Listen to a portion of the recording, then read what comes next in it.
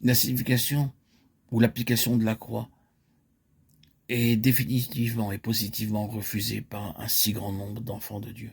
Il y a beaucoup de chrétiens qui simplement ne veulent pas accepter la croix, dans son côté subjectif ou expérimental.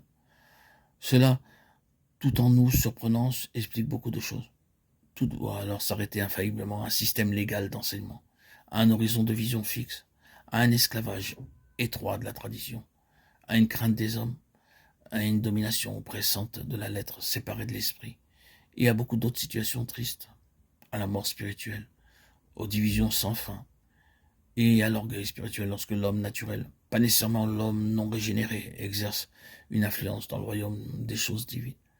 Le remède contre le traditionnalisme et le légalisme était pour Paul, en ce qui concerne les chrétiens, Christ crucifié, ce que nous montrent les épîtres aux Romains et aux Galates. Le même remède était aussi appliqué contre tous les fruits douloureux de la chair qui se manifestent parmi les croyants, ce que nous voyons dans l'épître aux Corinthiens. Peut-être le refus de cette application de la croix est-il dû à une certaine crainte d'une subjectivité trop grande, c'est-à-dire du danger qu'il y a pour les croyants à se concentrer trop sur eux-mêmes. Il est vrai que l'introspection est un signe de faiblesse et qu'elle peut conduire à une certaine paralysie. Elle peut en vérité engendrer beaucoup de choses mauvaises. Mais l'introspection est une fausse compréhension de la croix. Il serait réellement périlleux et dangereux d'accepter un tel enseignement avant d'être fixé et établi dans cet aspect objectif qui règle une fois pour toutes cette question de toute justice et de notre acceptation en Christ par la foi en ces perfections qui sont pour nous. Non, Israël en Canaan ne représente point une préoccupation personnelle et introspective, ni un souci morbide de savoir jusqu'où il faut encore personnellement être crucifié.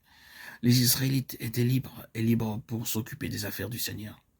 Dans l'expérience de la croix, le Jourdain qui introduit, comme il le fait, l'aspect de la mer Rouge jusque dans le domaine de la vie du moi, signifie la libération de soi-même, et ce serait en contradiction avec la croix que de rester préoccupé de sa propre crucifixion.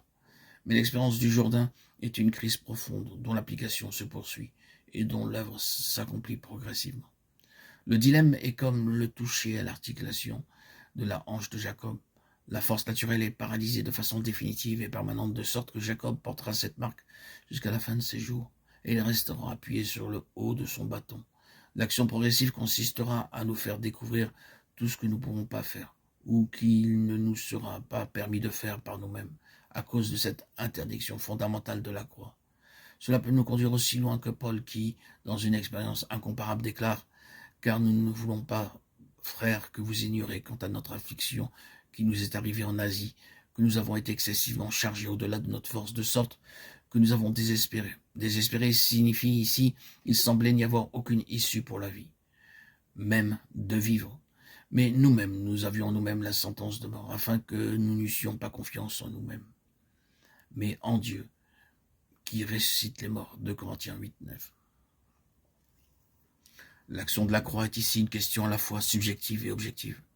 Elle ne s'accomplit pas en raison de notre attitude ou de notre acceptation, mais plutôt en raison de la plénitude de Christ. C'est à cause de l'importance de ce dilemme et de ce chemin pour les chrétiens que l'on a souvent présenté la croix sous un faux jour, qui a presque ramené les croyants à l'esclavage de l'Égypte.